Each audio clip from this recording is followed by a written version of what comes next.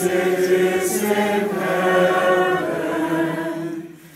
Give us this day our daily bread, and forgive us our trespasses, as we forgive those who trespass against us. And lead us not into temptation, but deliver us. And this is the cave where Jesus taught them to pray that.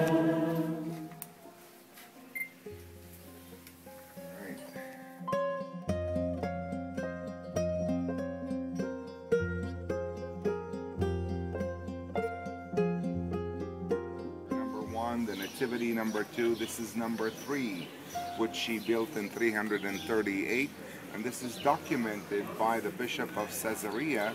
His name is Eusebius, who was a student of Saint Jerome. She's good. She reminds me of this thing. When Jesus ascended into heaven, now let's say this one. Well, I was all Bible alone.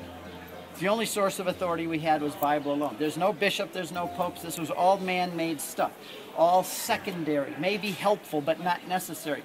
The Bible itself was sufficient for me and my salvation. That was the only source of authority. No pope, no tradition, no magisterium, just the Bible alone.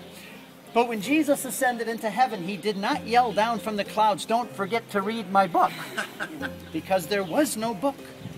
Nor did he promise a book. Nor did he say there would be 27 books and someday that will become your authority. What did Jesus leave behind when he ascended into heaven? A book? A tradition? He left 12 men. Those 12 men preached and taught and passed on what we call the apostolic tradition. Irenaeus, 2nd century, says that like a rich man, the apostles left the deposit of faith in the bank.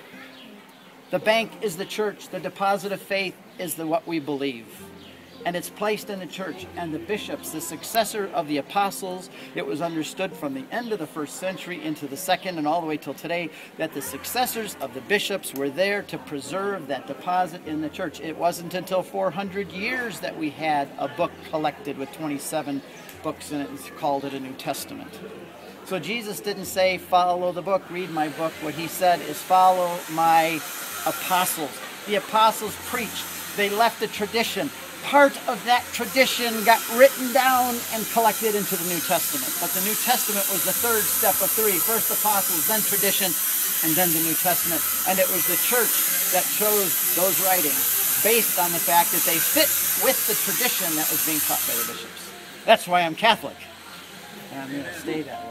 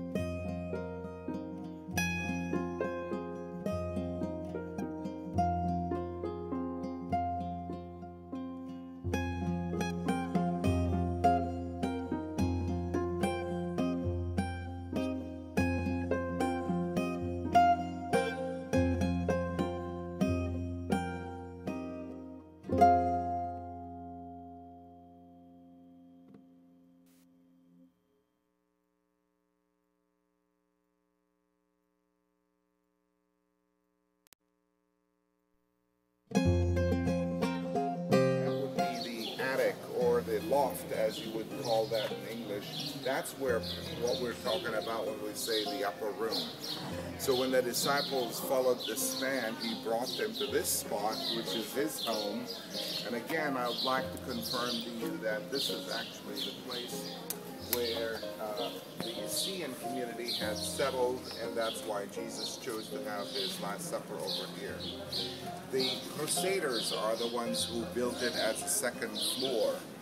What we had until then, we had a big church. Can you see how big the Dormition is from here? It's a huge church. It's a big basilica. And we know that in the 4th century, when Egeria describes to us the place of the Last Supper, she says it was a small chapel within the Hagiazion. Go up these stairs to the upper room, the authentic place where they upper room. Yes, we will enter. Thank you.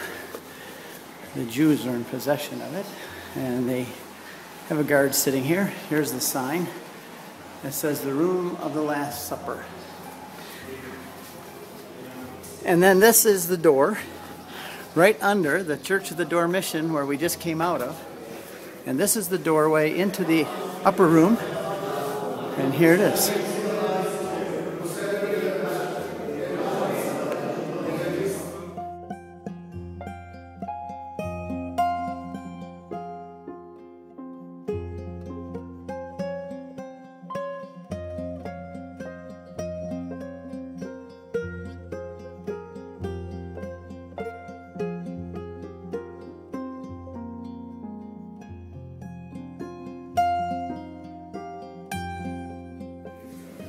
Praying the mysteries of the institution of the Eucharist and the descent of the Holy Spirit in the upper room, the institution of the priesthood, of the Eucharist, and of confession all took place right here, as well as Pentecost, the descent of the Holy Spirit.